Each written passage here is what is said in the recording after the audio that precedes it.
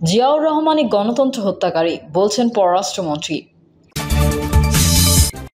বিএনপিকে ধ্বংস করতে গিয়ে আওয়ামী লীগই শেষ হয়ে যাচ্ছে বলছেন সালাম। জানাবো এক দফা আন্দোলন পুনরুজ্জীবনের উদ্যোগ বিএনপির।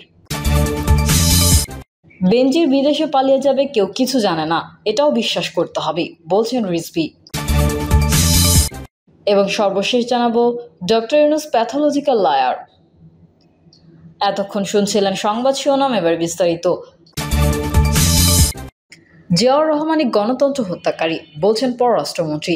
পররাষ্ট্রমন্ত্রী ডক্টর হাসান মাহমুদ বলেছেন, জিয়াউর রহমান এদেশে গণতন্ত্র হত্যা করেছিলেন। বঙ্গবন্ধুর হত্যাকাণ্ডের পেছনে জিয়াউর রহমান ওতপ্রোতভাবে জড়িত। বিএনপির সাম্প্রতিক প্রচারণা জিয়াকে হত্যায় গণতন্ত্র হত্যা হয়েছে এই নিয়ে প্রশ্ন করলে আওয়ামী লীগের যুগ্ম সাধারণ সম্পাদক হাসান মাহমুদ বলেন, জিয়াউর রহমান এদেশে গণতন্ত্র হত্যা করেছিলেন। বঙ্গবন্ধুর হত্যাকাণ্ডের পেছনে জিয়াউর রহমান ওতপ্রোতভাবে জড়িত ছিলেন।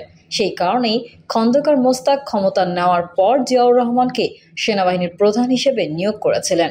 সেনাবাহিনীর প্রধান থাকা অবস্থায় জিয়াউর রহমান রাজনৈতিক দল গঠন করেছিলেন। এটি কোনো গণতান্ত্রিক বিধিবিধান নয়। তিনি আরও বলেন, জিয়াউর রহমানই মূলত গণতন্ত্রকে হত্যা করেছেন, আর জিয়াউর রহমানকে হত্যা করেছেন তার লোকেরাই। পররাষ্ট্রমন্ত্রী প্রশ্ন রেখে বলেন, জিয়াউর রহমানের হত্যাকাণ্ডের পর সাত্তার সাহেব রাষ্ট্রপতি ছিলেন, বেগম খালেদা জিয়া সোয়া 10 বছর প্রধানমন্ত্রী ছিলেন। তারা কেন জিয়া হত্যার বিচার করল না? তিনি বলেন, তারা নিশ্চয়ই কেঁচো খুঁড়তে সাপ বেরোবে বলেই জিয়া হত্যার বিচার করেনি। প্রকৃতপক্ষে জিয়াউর রহমানই গণতন্ত্রের হত্যাকারী।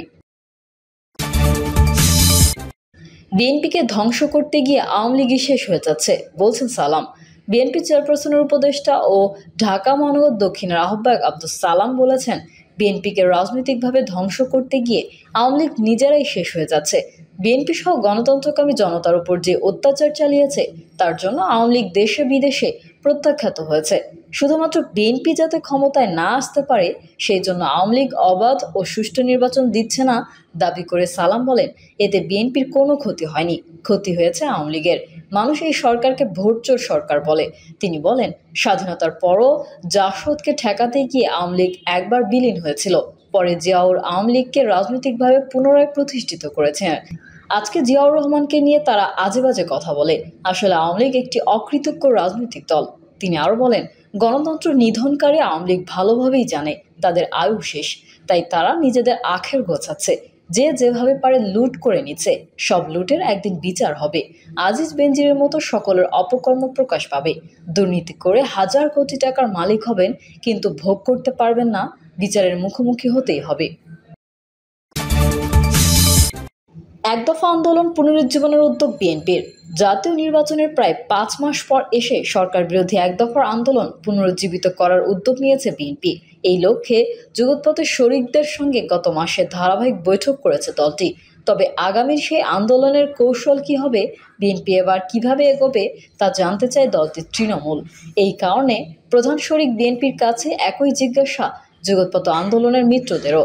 বিএনপি বলছে, দলীয় ফোরাম ও মিত্রদের সঙ্গে আলোচনা করেই সরকার বিরোধী আগামীর আন্দোলনের কর্মকৌশল ঠিক করা হবে। বিএনপির বিগত আন্দোলনের ব্যর্থতায় রাজনৈতিক বিশ্লেষকদের অনেকে মনে করেন, আগামীর আন্দোলনে কৌশলগত পরিবর্তন ছাড়া বিএনপি ও যুগপথ শরিকদের জন্য লক্ষ্য অর্জন করা কঠিন হবে। বিএনপি 2014 সালের 10ম জাতীয় সংসদ নির্বাচনের আগে থেকেই সরকার বিরোধী আন্দোলনে রয়েছে, কিন্তু তাদের যে লক্ষ্য, অর্থাৎ সরকারের পদত্যাগ ও নির্দলীয় সরকারের অধীনে অবাধ সুষ্ঠু নির্বাচন, সেটা তারা আদায় করতে পারেনি। বরং এই আন্দোলনের পথে দলটির দাবি অনুযায়ী সারা দেশে লাখ লাখ নেতাকর্মী ক্ষতিগ্রস্ত হয়েছেন।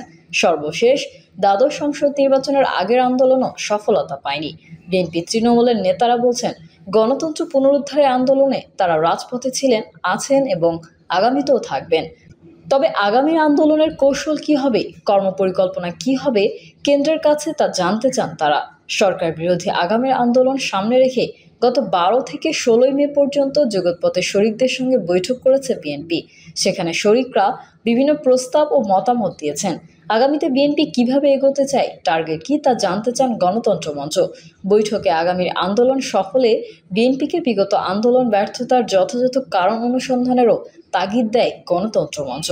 দলীয় সূত্রে জানা গেছে, যুগপথের কাঠামো ধরে রেখে ঈদুল আজহার পর ধারাবাহিক কর্মসূচি নিয়ে মাঠে নামার পরিকল্পনা রয়েছে বিএনপির। জাতীয় নির্বাচনের প্রায় 5 মাস কেটে গেলেও এখনও আগামীর আন্দোলনের কর্মকৌশল নির্ধারণ করেনি দলটি। বেনজির বিদেশে পালিয়ে যাবে, কেউ কিছু জানে না, এটাও বিশ্বাস করতে হবে, বলছেন রিজভী। যশোর এক অনুষ্ঠানে বিএনপির সিনিয়র যুগ্ম মহাসচিব রুহুল কবির রিজভী বলেছেন, হাজার হাজার কোটি টাকা লুটে নিয়ে বেনজির বিদেশে পালিয়ে যাবে। স্বরাষ্ট্রমন্ত্রী ও ওবায়দুল কাদের পুলিশ কিছুই জানে না, এটাও জনগণকে বিশ্বাস করতে হবে। সরকার আসলে সবই জানে। রিজভী আরও বলেন, বর্তমান সরকার একটা ফ্যাসিস্ট সরকার তৈরি করেছে। ভোটবিহীন এই সরকারের জনগণের ভোট লাগে না, কাজেই লাগে বেনজিরকে, কাজে লাগে আজিজদের। সরকারের লোকজন আবার জিয়াউর রহমানের পরিবার নিয়ে কটূক্তি করেন। অবশ্য তাতে বিএনপি বা জিয়া পরিবারের কিছু যায় আসে না। বিএনপি নেতাকর্মীদের পুলিশি হয়রানির চিত্র তুলে ধরে বিএনপির নেতা রিজভী বলেন, বিএনপি ন্যায় দাবি আদায়ে আন্দোলনের ডাক দিলে কলা, কচুক্ষেত আর বাঁশবাগান থেকে খুঁজে নেতাকর্মীদের ধরে নিয়ে আসে পুলিশ। বেনজিরকে দিয়ে ক্ষমতার অপব্যবহার করেছে এই সরকার। এই বেনজিরকে দিয়ে সরকার বিরোধী দলকে দমন, রাতের ভোট ও মানবাধিকার লঙ্ঘনের মতো কাজ করেছে। হঠাৎ বেনজিরের দুর্নীতির আমলনামা ফুটে উঠল কেন? এর কারণ, সরকার আর বেনজিরের মধ্যে ভাটবাটোয়ারা নিয়ে গন্ডগোল হয়েছে। দেশের উন্নয়নের নামে গল্প শোনানো হয়, মন্তব্য করে বিএনপির যুগ্ম মহাসচিব বলেন, আসলে উন্নয়ন এই দেশের খেটে খাওয়া মানুষের হয়নি। দেশে মোটা চালের দাম বাড়লেও চিকন চালের দাম বাড়ে না। এর কারণ, চিকন চাল ধনীদের খাবার, মোটা চাল গরিবদের খাবার। এই সরকার ধনীদের উন্নতি করছে আমলাদের, দুর্নীতিবাজদের। উন্নয়ন করেছে জেনারেল আজিজদের, উন্নয়ন করেছে আওয়ামী লীগের নেতাকর্মীদের, সংসদ সদস্য, মন্ত্রী ও আওয়ামী লীগের ঠিকাদার আর ব্যবসায়ীদের। এই সরকার খেটে খাওয়া গরিব মানুষের কোনো উন্নয়ন করেনি। দেশের লুটপাটের লঙ্কা কাণ্ড হচ্ছে, মন্তব্য করে রিজভী বলেন, উন্নয়নের নামে হরিলুটের লঙ্কা কাণ্ড হচ্ছে। এদেশের জনগণের সামগ্রিক উন্নয়ন হচ্ছে না। দক্ষিণ এশিয়ার সবচেয়ে বেকার আছে বাংলাদেশে। সরকার যে 15 বছরে এত উন্নয়নের কথা বলে, তাহলে এত বেকার হচ্ছে কেন? উন্নয়ন হলে তো মানব উন্নয়ন হবে, শিক্ষিত তরুণেরা চাকরি পাবেন, এটাই তো উন্নয়নের নমুনা। আজ দেশে উচ্চশিক্ষিত ছেলেরা রিকশা চালাচ্ছেন, এটা কিসের আলামত? এটা গণতন্ত্রহীন সমাজ ব্যবস্থার আলামত। Doctor Yunus pathological liar. গ্রামীণ ব্যাংকের আইনজীবী ব্যারিস্টার মাসুদ আক্তার অভিযোগ করেছেন, ডক্টর মোহাম্মদ ইউনূস তার আইনজীবীর মাধ্যমে গ্রামীণ ব্যাংকের সৃষ্টি নিয়ে ভুল ও বিভ্রান্তিকর বক্তব্য দিয়েছেন। তিনি বলেন, ডক্টর ইউনূস প্যাথলজিক্যাল লায়ার। তিনি সোমবার সুপ্রিম কোর্টে অ্যানেক্স ভবনের সামনে সাংবাদিকদের ব্রিফকালে এসব কথা বলেন। গ্রামীণ ব্যাংকের chief legal adviser barrister Masud Akhtar বলেন, ডক্টর ইউনূস চট্টগ্রাম বিশ্ববিদ্যালয়ে শিক্ষকতাকালীন ক্ষুদ্র ঋণ নিয়ে রিসার্চ প্রজেক্টের দায়িত্ব পালন করেন। পরে তিনি তা কৃষি মন্ত্রণালয়ে নিয়ে যান। তখন বাংলাদেশ ব্যাংকের মাধ্যমে গ্রামীণ ব্যাংকের সৃষ্টি, যার দায়িত্বে ছিলেন ডক্টর ইউনূস। সেখানে ইনভেস্টমেন্টে সরকারের তার কিছু নেই।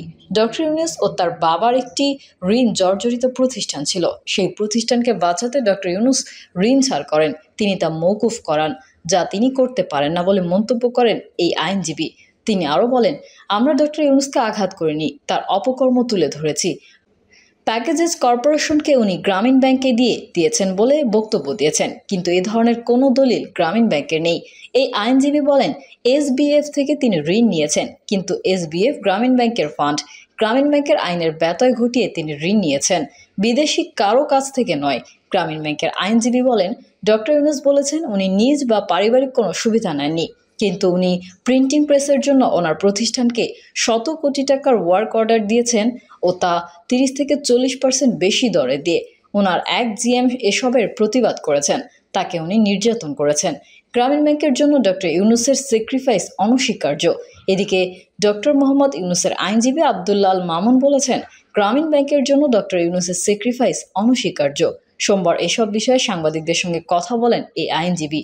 তিনি বলেন, ডক্টর ইউনূস যে প্রকল্প দিয়ে শুরু করেন, সেই প্রকল্পের নাম গ্রামীণ ব্যাংক প্রকল্প। আব্দুল্লাল মামুন বলেন, যেসব লোক বিবৃতি দিচ্ছে তাদের চাকরি ছিল না, আজ তারা ডক্টর ইউনূসের বদনাম করছেন। গ্রামীণ ব্যাংক যখন সৃষ্টি করেন, তখন গ্রামীণ ব্যাংকের এত সম্পদ ছিল না।